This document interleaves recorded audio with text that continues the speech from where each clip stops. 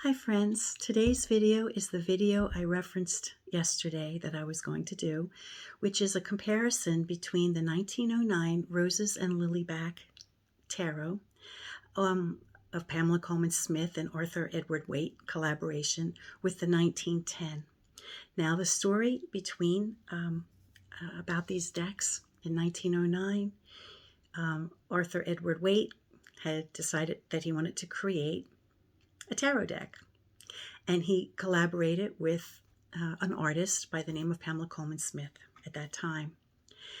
Now, I believe it was around this time of the year when she finished creating the 78 cards. They were done very quickly. And she provided, line drawings. And I believe that the quality of color would come from the printer. But she provided line drawings for 78 cards, which were printed in a number of about 350 cards, 350 decks. Now, since it was like October, November when the deck was published, Arthur Edward Waite kind of felt like they weren't up to par for whatever reasons, and he decided just within about 3 months to do a new run in 1910, early 1910. Now, I believe, from what I've read, and as much as I can remember, is that one of the reasons he wanted to, republish the deck was because of the quality of the card stock. I believe they were just printed originally on card paper, and I don't know how well they would have lasted. He wanted better printing, probably. The color was a consideration. He might have wanted to make adjustments to color. He might not have been satisfied with the color. So in 1910, he reran the lot. Now, yesterday in my video, I said it a couple of times, and I knew better, and I don't know why I said it. But I think I said, a number of times that there's only one 1909 deck that was known to exist, and that's not true. There are 5 decks from 1909 that are known to exist. The 350 decks that were published, Arthur Edward Waite did his best to get them back, but I guess there were some that were either not obtainable or they were in part of his estate or whatever. I don't know, but there were 5 that exist. Now, there's a woman whose name is Saskia Jansen, and she owns one of those 5 decks. And she, along with a gentleman named Kenji Ishimatsu, have been very generous in allowing and creating scans of her decks. And I do believe she owns the 1910 deck that we're also going to see today.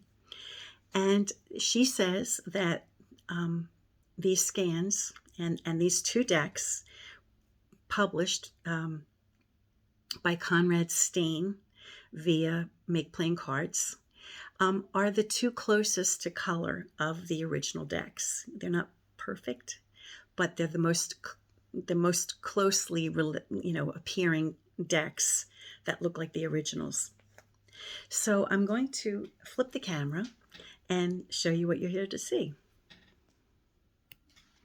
Now, before I get too much underway, I want to point out that these decks are the only Rider-Waite Smith decks that I own. I own probably at least 100 clones of Rider-Waite Smith, like the Radiant and the Universal or whatever. But these are, the only straight up Rider-Waite Smith decks I owned. I owned this one, which I presume I bought in the mid 1970s or maybe 1980. Unfortunately, as I pointed out yesterday, all I have is the box. The deck itself, Casualty of Life, I have no idea. But I would like to know if any of you are familiar with the Red-Faced Magician box. Which incarnation of the deck is this, if you know the year? There's no date on the box.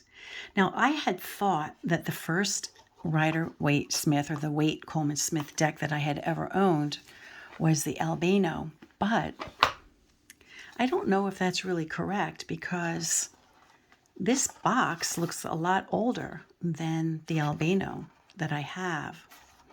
So, memory going back 40 and 50 years isn't always real reliable. So I either bought this one first and this one soon after, or I bought the albino first and this one after. Now, I believe this one was probably, well, let's see what the tag says. I bought it in Cape May, New Jersey for $12.95. So it was way back when you could buy a deck like this for under $15. And Cape May was an expensive town, so it probably was overpriced at $12.95 at that time. So these, these two were the first two decks that I owned of Rider-Waite-Smith. And then I guess at some point when I realized I'd lost that, I wanted to replace it. It probably took me a while because I think this deck is a 1971 rehash that kept, getting regurgitated. And I believe this version was from 2007. And it was awful. I showed you a few pictures of it yesterday. You can see how god-awful these cards look. And so I never really gelled with the deck because I thought it was ugly. I really thought it was ugly. But then, of course, in 2016, when I learned that an effort was being made to, bring back the 1910 deck to as close as possible to the original, and I learned that A.G. Mueller was doing it, I thought I would try to buy it. Now in 2016, A.G. Mueller and Urania, who I think is the publisher, got into a pissing contest, and U.S. Game Systems Inc.,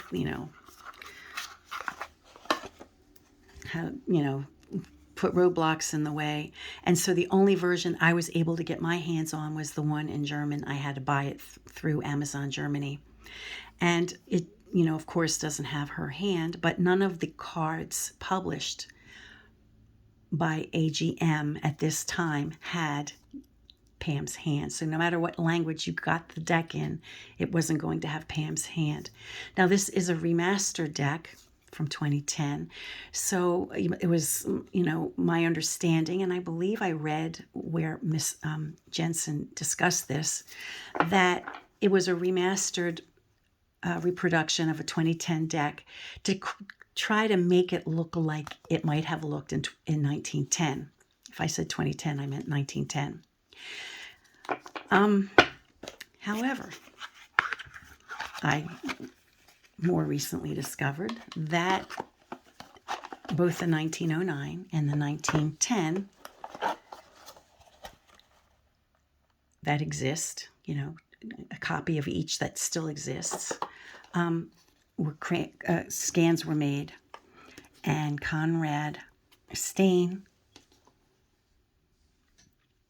made copies of the scans and printed them. And so I thought, these are the ones to own. Now, I do own the Centennial Pam, and which, kind of boasted that it was very similar to one of the originals, but already I can tell it's not. Now, bear in mind that these decks are like 113 years old, 112, depending on which one, 1909, 1910. And they may have faded. I mean, these were scans taken of the original cards after they've been on the planet for 100 years. So it's possible they're not as juicy as they once were or colorful. However, the images are so good that it seems as though each of these decks were probably very well preserved. Now, one of the problems with the 1909 of the art restoration deck, which I featured yesterday, and if you hadn't seen that video, I compared the 1909 art restoration deck by Drive-Through Cards, or it was published by C in London, with this 1909. And according to Miss Jansen, this version is the more accurate to the original. So that's why I'm using these two, this one. And so here's the 1910. The reason why Arthur Edward Waite recalled the first deck was to put this one out.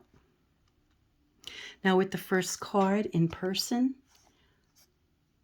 gosh, there's a very subtle difference between the yellows. The reds are a little richer in the 1910.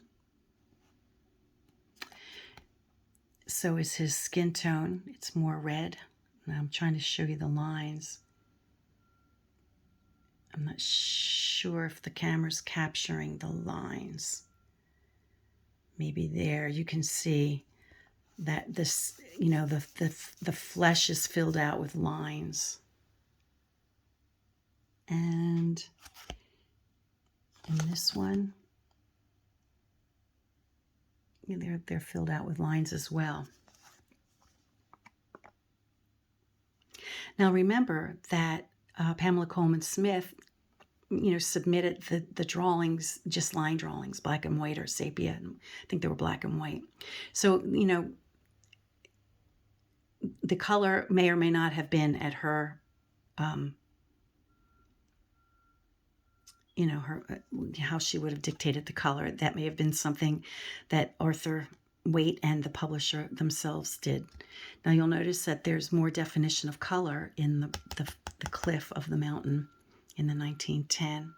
But aside from the color of the red and the color in the cliff, there's not a whole lot of difference between the 1909 and the 1910. And the backs.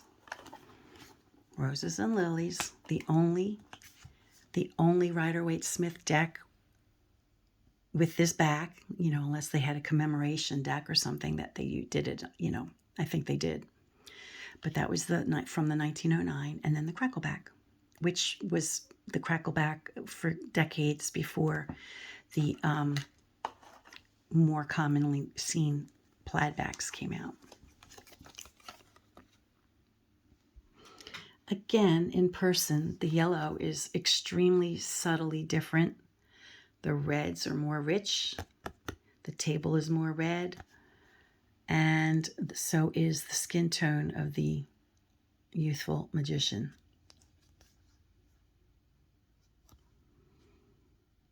Now, I've heard talk that there was a red dot in the magician of Adex, but I don't see a red dot in this card.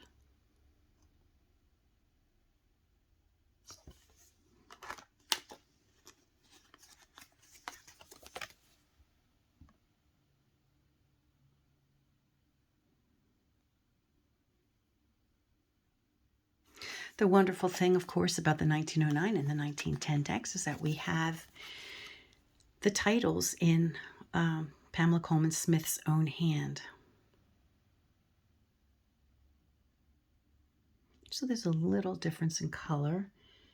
The yellow is a little bit brighter in the 1910. But I'll tell you, you know, like for the differences that I've seen so far, I'm not really sure why he would have recalled all the cards and redone them. It's kind of curious. So we see the lines in the background, the lines. I don't know if there's lines in his face, but you can see the lines in his face. And, you know, there's a refinement of line that gets lost, you know, as the decades went on. And I don't know which war the original plates were destroyed in. It could have been World War I. That would have been right after 1909, 1910. Or it could have been Second World War. But the plates, so sad that the original plates were destroyed during one of the wars. And if you know which one it was, please, you know, indicate it down below or in a comment section. So the pillars here are more yellow, more warm, and these pillars are more cool, as are the backgrounds, warmer, cooler. And the reds remain more lush in the 1910.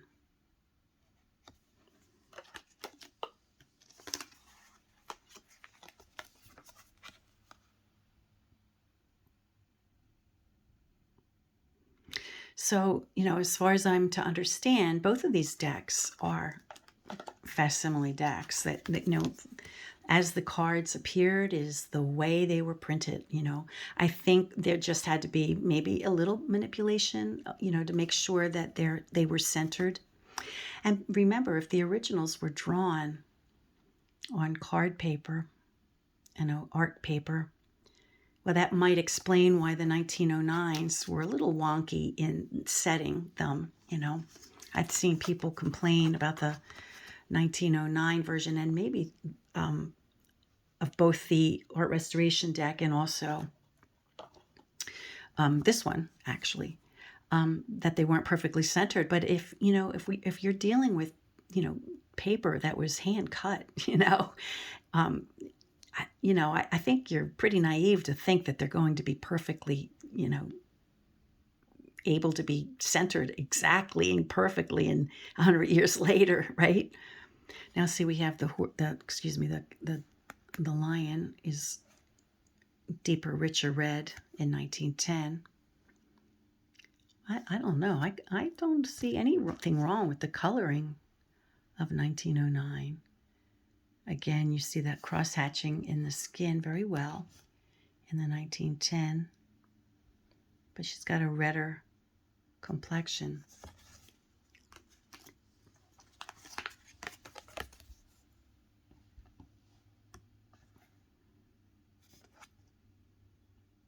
The background sky in the 1909 is a little blotchy, I guess. And I suppose in 1910, there was more of an effort to make it appear more flat. But I kind of like the texture in the background because, they in later decks, when it's just like a shiny matte, color, it kind of lost its soul a little bit, I think.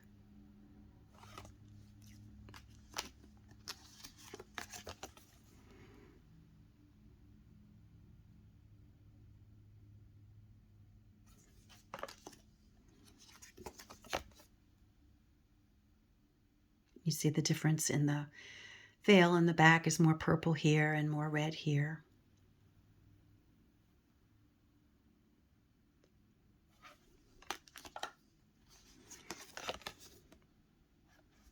There's a slight difference in the grays. So the 1909 has warmer grays and more muted reds, and the 1910 has cooler grays and more juicy reds. And the yellows are actually not too different.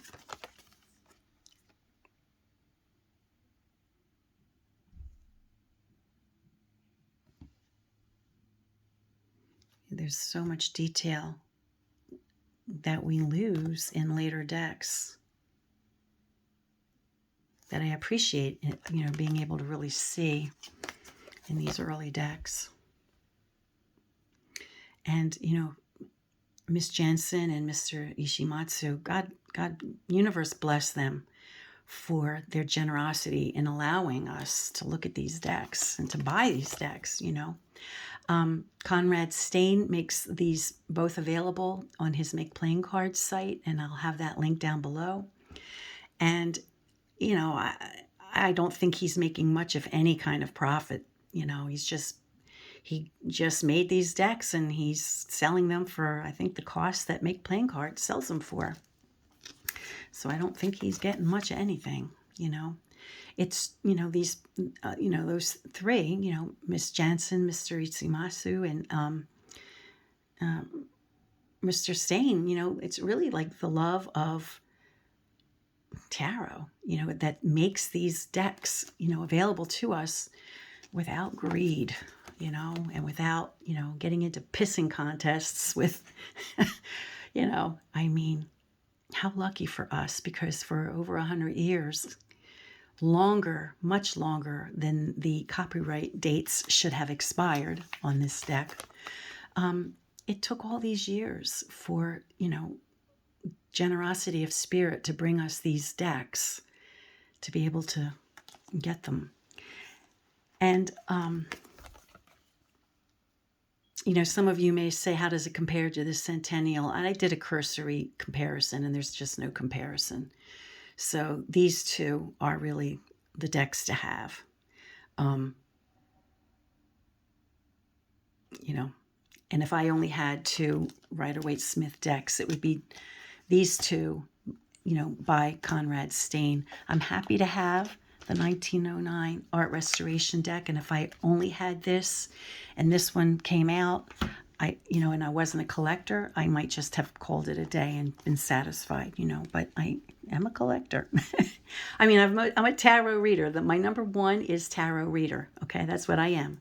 But I'm a tarot reader who really appreciates the historic value and beauty and stories. And, you just know by watching my videos how I just love tarot, And I have many decks that are not TDM. I have so many, reproduction decks from the Middle Ages in Italy and in the Renaissance. I have TDM reproductions from France, and then I have Belgium and Swiss decks, and I have Udis Picard, and I have I can't, names that I can't even think of, copies of their decks, that are not TDM. So I appreciate tarot. I appreciate the history of tarot.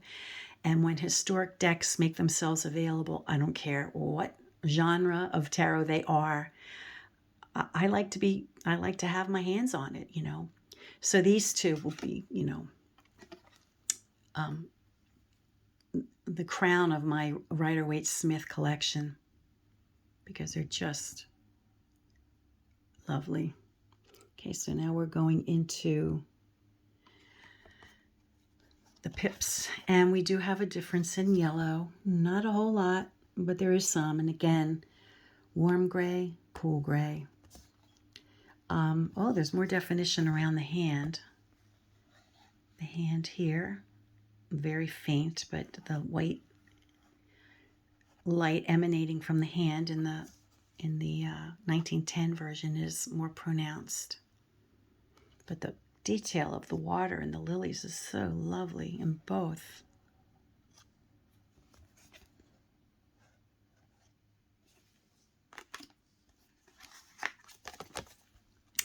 So if you're still with me and you hang out with me till the end of this run, you are a tarot nerd or a geek or whatever we call our, whatever people like us are in the tarot world. But you just appreciate it, right? I know you do. That's why I do it. So again, there's a warmer tone to the flesh of the individuals in the 1910. Okay, let's check out the blues. In person, this blue is deeper, and this is a little lighter. Again, the reds are more lush.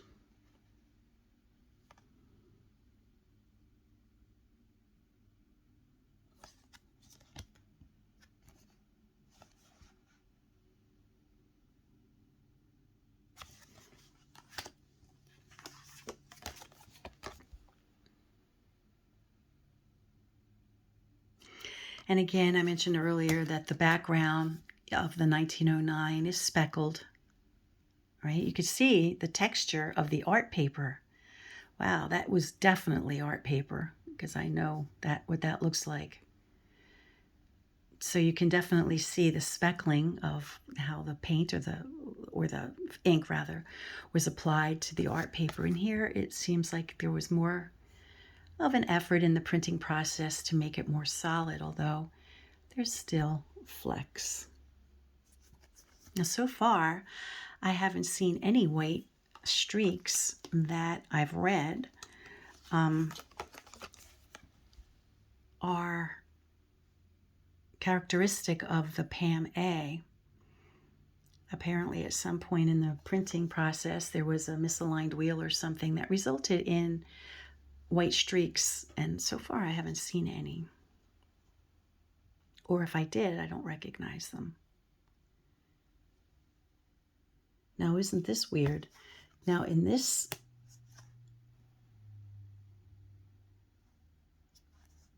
in this one, the gray almost looks, no, I guess it's not. It's still warm.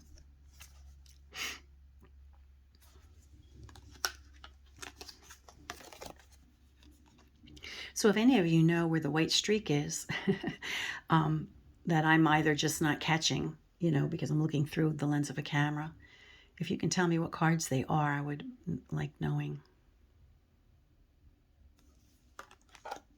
You can see the difference in the color blue. Blues are a little different. And again, the 1909 cardstock looks like it's darker. And, you know, the cardstock of the 1910 is lighter. So I don't know. I mean, I think that the whole card was, you know, was photographed and then applied to white cardstock in both cases, but it's just that this cardstock was darker than this, but I don't know that either. But I don't think, I haven't seen any damage to the borders in this one, so I don't know if they just put it on white cardstock and didn't capture the edges, the borders of the original. I don't know.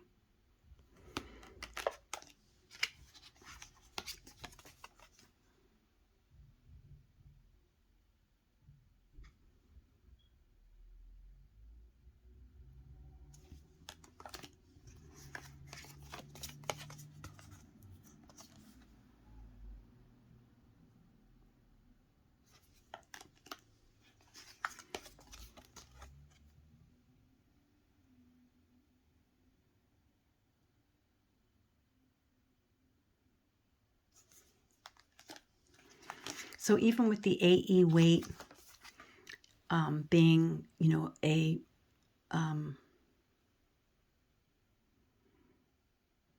you know, what's it called when they revamp it? You know, I forget the word. I just said it earlier in the video, but it just doesn't have the charm of either of these decks. And the Centennial deck, forget about it. It doesn't compare really.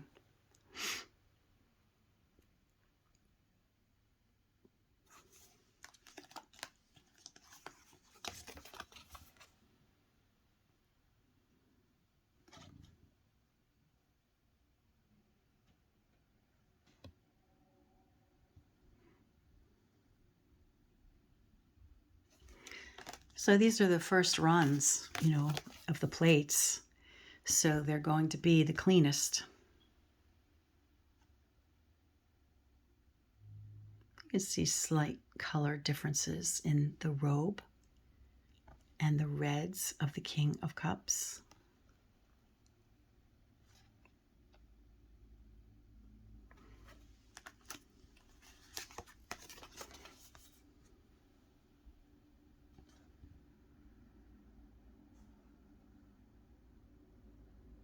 Again, the enlightened hand is a little more enlightened in this one. It's a little easier to see. Maybe because the gray is a higher contrast in this background.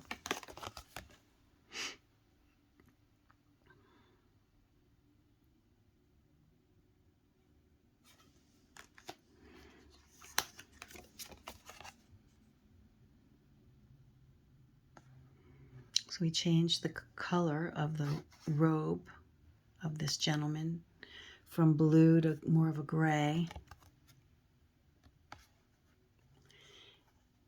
And here, it almost looks like a yellow glow from a fire. Very subtly pretty, but that's all missing here in this one. Well, it's there. It's very, very, very, very subtle.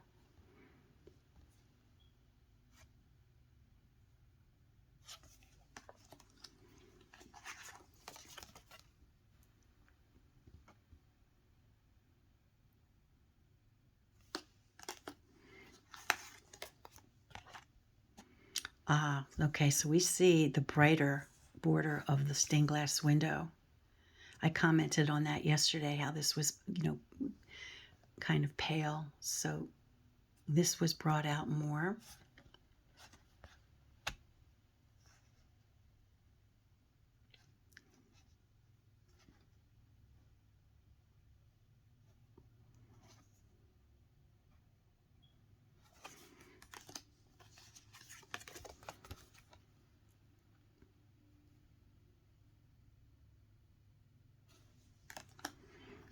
No, I like the blue. I think all the leaves here look blue in this one. And here, they're like blue and a few green. So he changed the color, I think, in this one. But I kind of like the blue. I mean, I like it here as well. The way he changed it. And this one is kind of green, actually. But most of them are bluish. And here's a combination of some blues and greens.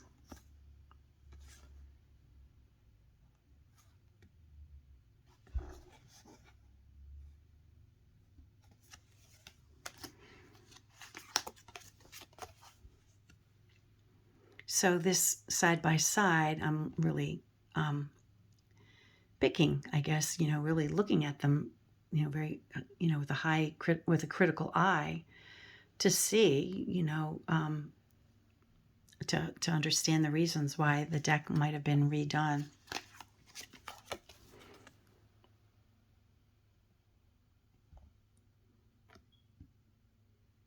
And also in appreciation of both of them, because they're so much prettier than any of the reproductions that I have, you know, way prettier than this one and this one and that one, you know.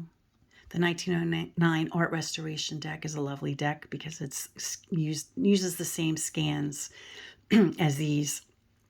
So that's also a fine deck. And if you already have that and you're not inclined to buy the 1909, you know, I think, you know, by Conrad Steyn over at Make Playing Cards, I mean, I wouldn't be disappointed in myself if that was the only one I had. But I am a collector, so if I can have it, I pursue it.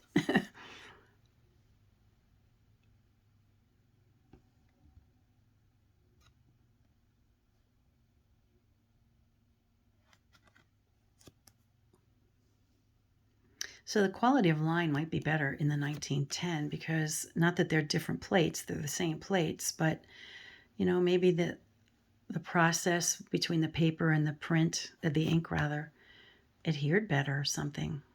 You know, just the technical, better adhesion. Okay, you can see a little difference in the yellows here.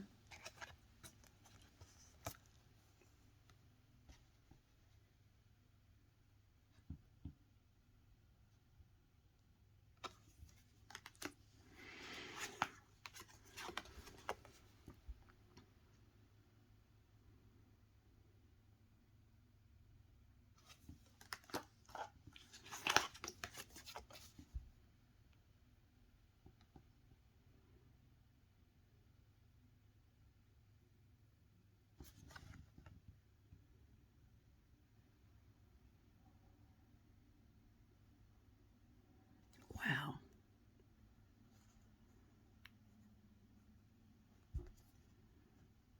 Wow. I didn't even know any of half of that was even in these cards based on the other reproductions I have.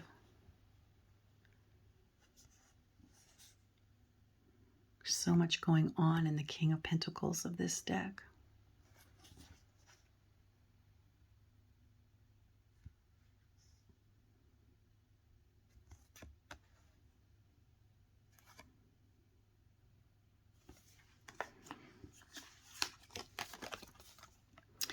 So, okay, if I were to say which one of these judgment call that you know, do I like better? Probably the 1910. You know, the differences are subtle, but they're enough that they're a little more satisfying. So we have a different color mountain here. And the hand again has a little more definition with the enlightened rays. But, you know, if the universe made it possible for me to own an original of either of these, heck, I wouldn't care which. I wouldn't care which. But since I don't, and I'm only getting, you know, reproductions at best, I think my favorite reproduction is the 1910. But not by much. Not by much.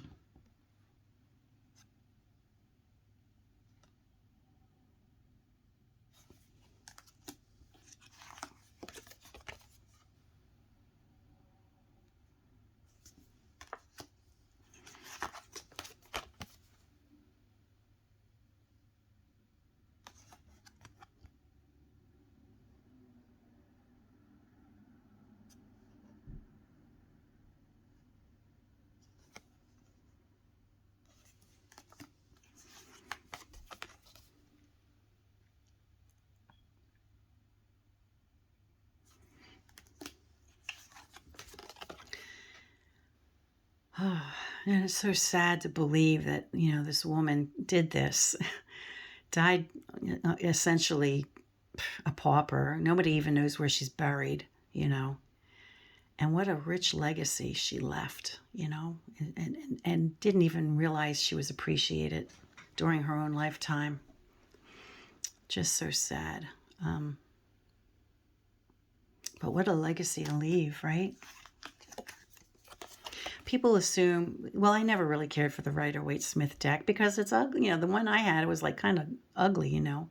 But that didn't mean that I didn't have admiration for the woman, because I've tried, I don't know how many times I've attempted to create tarot decks, and I would get so far over the years and then give up, you know. Well, I was raising 3 kids and stuff. It wasn't that easy, but I'm not looking to make excuses, you know. So I know how hard, you know, it was. And she knocked it out in like 6 months or something. She did, you know, she created this deck in like a phenomenally brief period of time, you know. And, you know, I mean, maybe some of the cards are better than others, but that's true of any tarot deck, you know. And although I prefer to read pip style cards, I mean, I certainly can read these, you know.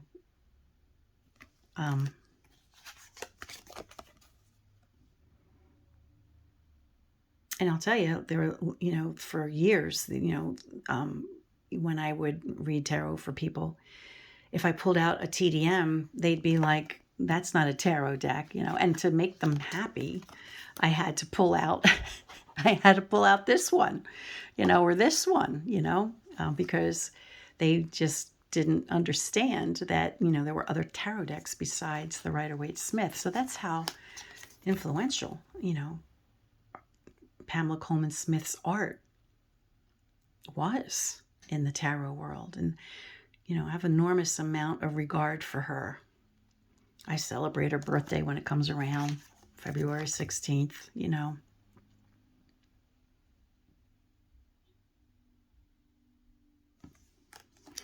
And I think this is the very last suit. So for those of you who've hung out with me all this time, thank you so much.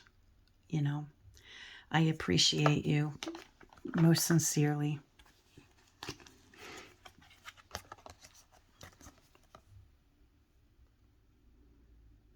Ah, look at that. You know, just all these details that I just never even noticed.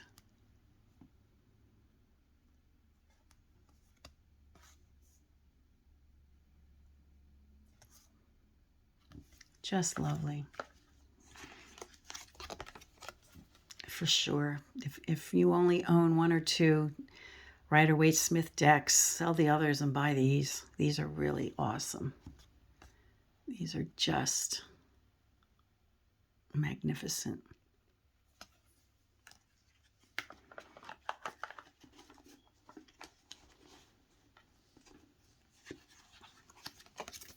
And it's the generosity of spirit in which they're offered to us, which is just, you know, mind-blowing.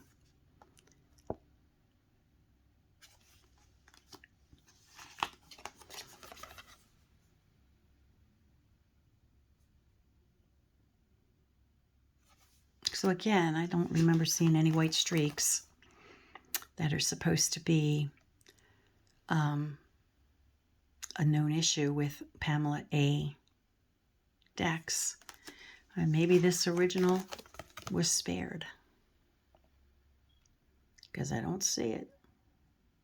So there's a difference in the shadowing of, or the way that the folding of the garment is highlighted. We don't see it here like we do here, you know, like a highlight on the shoulder and the knees and the stomach. We don't see it as, a little bit, but it's not as, not real easy to see, even in person.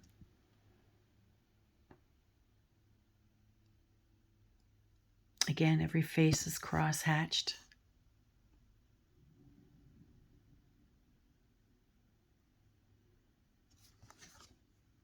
At least in the Pam A.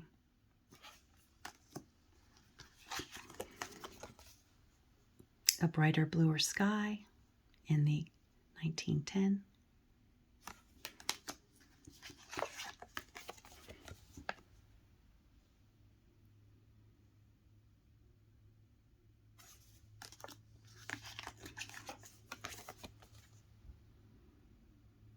And these cards feel good, you know.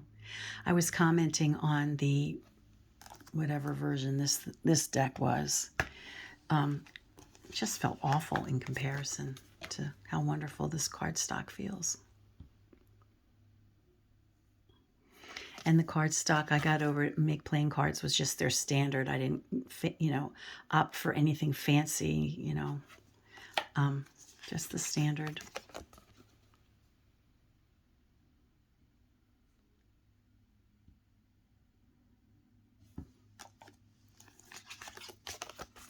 So there are slight differences in color. There seems to be maybe clearer definition in line, and that could have been because of the printing process involved with the first. They're only printed a few months apart with the same plates, so oh wow, look at that. Look at that, all that. I never even paid attention to it before.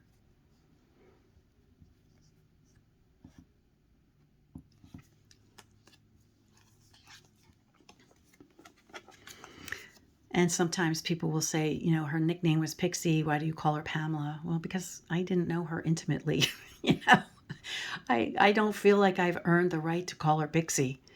I don't even want to call her Pixie, you know, so I call her Pamela Coleman Smith or Ms. Coleman Smith. Anyway, I hope you were as wowed as I am about seeing these two decks side by side. And if you didn't catch yesterday's video, I'll put it below, and I'll reference this one and that one too, so that everybody can see all these videos. And I will be doing a very personal video in the next few days. I don't know how soon, but like probably within the week, of a voyage I've had, a personal journey, you know, that I've had, which is filled with mystical occurrences. It's the only thing I can say to describe it. And I hope you tune in for that. It's not about tarot per se, but there's a tarot element, but it's not about tarot. At any rate, I hope you enjoyed this video, and until next time, peace and stay well.